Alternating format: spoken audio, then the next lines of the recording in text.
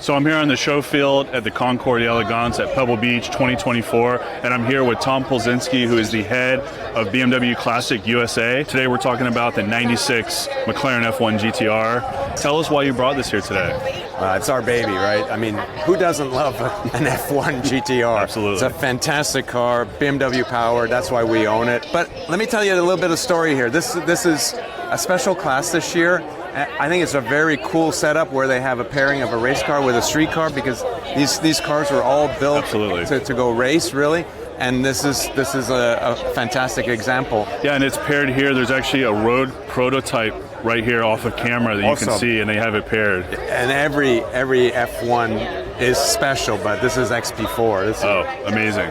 It's the first time I see XP4 ever. Yeah, so this is a pretty special car. It's from 1996. I believe it raced at Le Mans. Right. And it finished 8th in class, I believe. Correct, yes.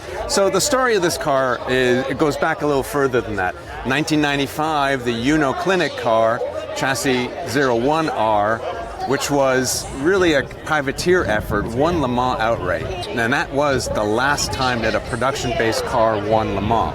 BMW Motorsport wanted to go back to Le Mans in 96 to get a Le Mans win for BMW specifically. Gotcha. Yeah. So the idea was to gain sponsorship from BMW North America and sponsorship from BMW UK and BMW France to field a two-car team.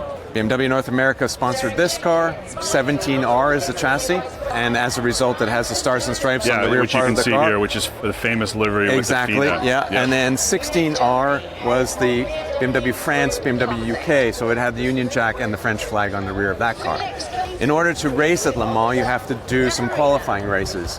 And so the first race for this car was at Silverstone. It was a 4-hour race, a BPR race, which is what the class is here, so it fits in perfectly. And it came fourth at the hands of Steve Soper. If you Google, you can find Steve Soper in F1, and it's this car at Silverstone, which is very cool. Amazing. The second race was a Le Mans qualifier at Le Mans itself on the permanent track, and it did reasonably well there. It didn't need to do super well. And then a month later, it had the race. And as you said, it finished 8th. It ran as high as 3rd, but it had a radiator puncture, so that kind of slowed us down. Yeah, and I think Nelson Piquet, this is one of the highest finishes, I think, at Le Mans in any car, I believe, in this car. Yes. When he raced. Yes. And I think Danny Sullivan was here today. He was. With the car. He came by to see it, which is amazing to see the driver that's on the side of the door physically here, and he was talking with the race guys that are here. Yeah. So that was a really cool connection and bring it here. And he has fond memories of this car. He really enjoyed it. Yeah. It's interesting because it was happenstance that he was contacted, and he says, well, I'll take the same, whatever Nelson Piquet's getting, I'll take that to drive the car. And at that time, he was already Indy 500 champion.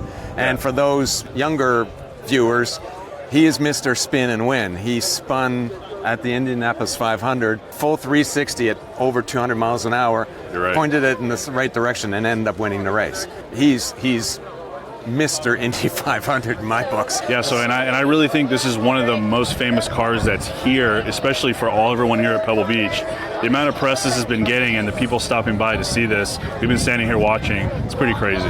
Well, when we've owned the car since Le Mans in 96, and whenever we take it out, there is a flurry of activity in the internet saying where 17R happens to be. So we've had it at Laguna Seca for the Rolex reunion earlier this week, just on show. We need a place to keep it, but people were hearing about it and actually buying tickets to get to Laguna just to see the car.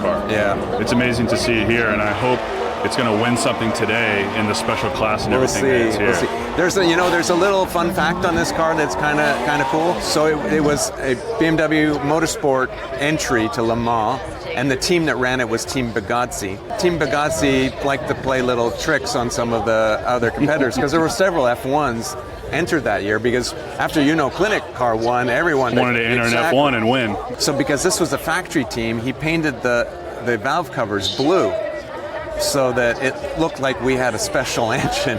Oh, man. But the reality is it's exactly the same as all the others. It was just, trying to psych out the competition. Yeah, so the only other kind of special F1 tidbit that I'll add is that this is not a long tail version of the GTR. Right. This is, I believe, a short tail or standard tail. There's a couple Short different tail names. is what we normally call it. There's a lot of difference between the long tail and the short tails. So short tails are really street cars with a little bit of aerodynamic tweaks to it and some flaring of the front fenders. The gearbox is a full synchro H-pattern gearbox. You have to heel toe every time. Really? It's not a racing crash box like the long tail is. Long tail is a sequential shifter. You just keep your foot in it, never use the clutch, and just bang the shifts. This, no, old school. So this is probably closer to the street car. Much closer. Yeah, than the long tail was, which was built for racing with better aero for so GT1. It is possible to convert a short tail GTR to a street car and back.